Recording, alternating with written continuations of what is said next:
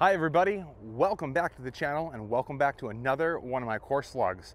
Now, we're out here at the narrowest golf course in the desert. This is Eagle Falls.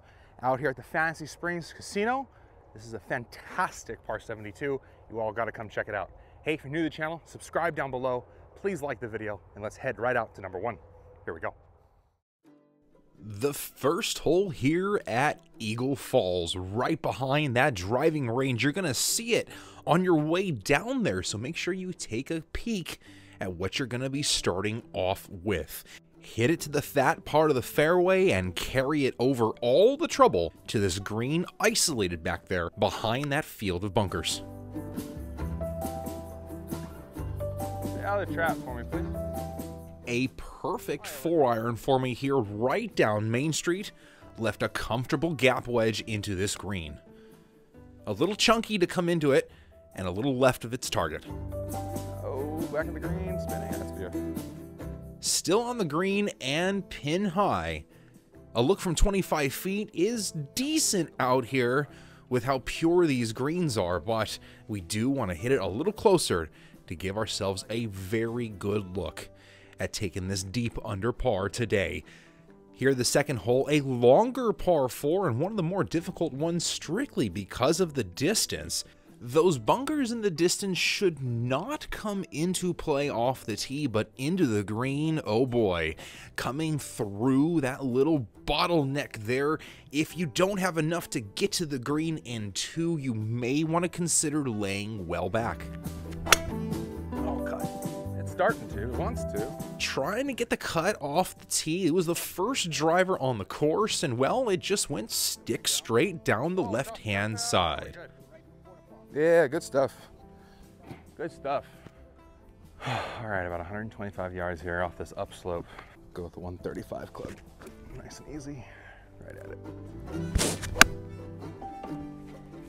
135 club, that's a smooth gap wedge. I mean, we're putting. It's not great, but we're putting. It's not great, but we're putting. These wedges, man, I've got to learn how to hit these things closer to the hole. It really is one of the weakest parts of my game, in addition to lag putting. A 3-putt bogey here on the difficult second hole, and we can head down to the third of 3 consecutive par 4s to start the day here at Eagle Falls. Running right along the back edge of the property here. This is a pretty simple par 4. Keep it down the left-hand side of this narrow corridor, and the green is sitting isolated there with that big, expansive bunker short right to gobble up any missed approach. Now, we were obviously playing away from that big bunker. I still had the 2-iron in the bag back when I shot this video, so that was it off the tee, down the left-hand side, and in that dormant rough. Enough, get there, please. This is really tighter than the fairway cut, a really, really tricky lie sometimes. Go in the hole. Oh, goodness. Thankfully, chipping from the fairway grants you a perfect overseated rye lie. Man, it's as perfect of a lie as you could ask for. The first par 5 of the day, and it's under 500 yards. A necked down fairway though, man, this golf course is so narrow. After the neck down fairway, you got a center line bunker, and then even tighter down into this green. The green is sitting perched up above on the right hand side, and it's a big drop off down to the left. That was flushed. About as good as I could hit it here down the par 5, and this lie was tricky though. The ball was way below my feet, and well, I tried to play the lie. Hit a big cut into the green, and it just didn't cut enough. Down in that gully I was talking about, but I was able to get a club on it and hit it up from the blind approach to 5 feet and roll in the putt for the first birdie of the day, taking us back down to even par and we can head down to number 5. Heading back towards the parking lot area, this is another straight line par 4 with bunkers left and right all the way towards the green. Make sure you take your straightest club out of your bag. You may not need a driver here, as if you keep it down the corridor, you can chase any kind of club you want up onto this green. A little left or right, and man, you're going to be blocked out into this green.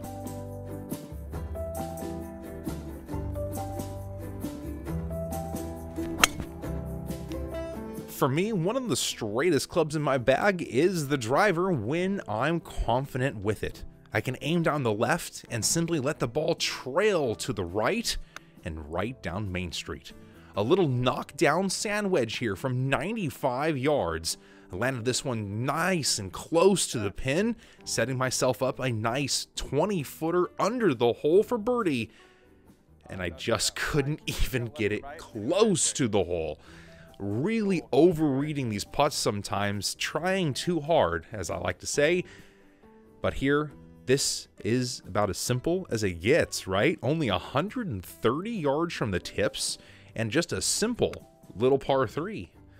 Unless, of course, you absolutely chunk it short of this green. So short that you have to hit a big approach that's got some sort of spin on it to slant tight next to the cup. Oh boy, a nasty lip out for par, and we're gonna have to settle for the bogey, heading down to quite possibly the most unique hole here on this golf course. I mean, look at this thing. It's like a serpent heading down the valley. This cart path is at the bottom, and then we're gonna head back up to this plateau short of the water and short of the green. Well, no, that's not water on the left. That must have just been an oasis I saw, because that's just an expanse of bunker with a stone wall at the end of it. Oh boy, do not go in there.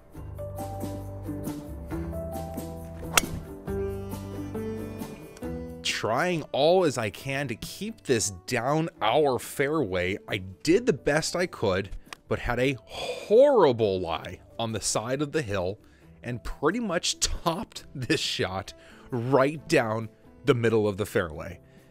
Some would call it a perfect layup. So here from 192 yards, this is a flushed 7-iron, my 190 club. I mean, right edge of the rock wall, isn't it? Right where I aim. Can't be mad with hitting it right where you aim from that far away. A great lag putt up to just a foot. We can kick it in for par. Man, we might be kicking ourselves for not taking the birdie there on the par 5, but at least it was a tap-in par.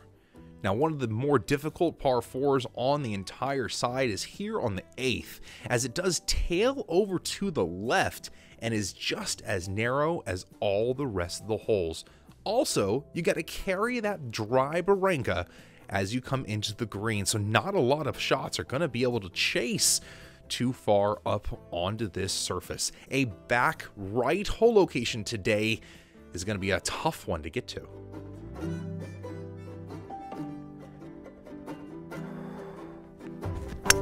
Goodness. Trying to take my new 3-wood out the bag, and well, that was a hook. I'm right back down the last hole. Oh, we're gonna play some adventure golf right now. Adventure golf. Well, we found it. It was in a fairway, and you just gotta pray you got the distance right. I flushed that pitching wedge from what I thought was 150 yards, but it went a little bit long. Nothing the wedge can't fix. Today, that wedge was on. Just tapping on in there with the wedge itself from a foot away. We can head to a closing par 3 here on the front 9. It's a long one though, 200 yards, and it's going to play slightly up the hill. This is going to require some good golf shots to get this close.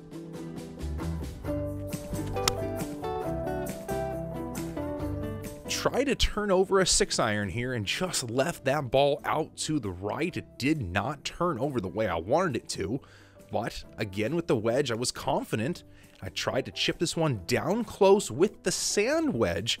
If we got that ball to roll out, take a little bit more club and just let the ball roll. About 8 feet above the hole. Hey, subscribe and we'll see you next time.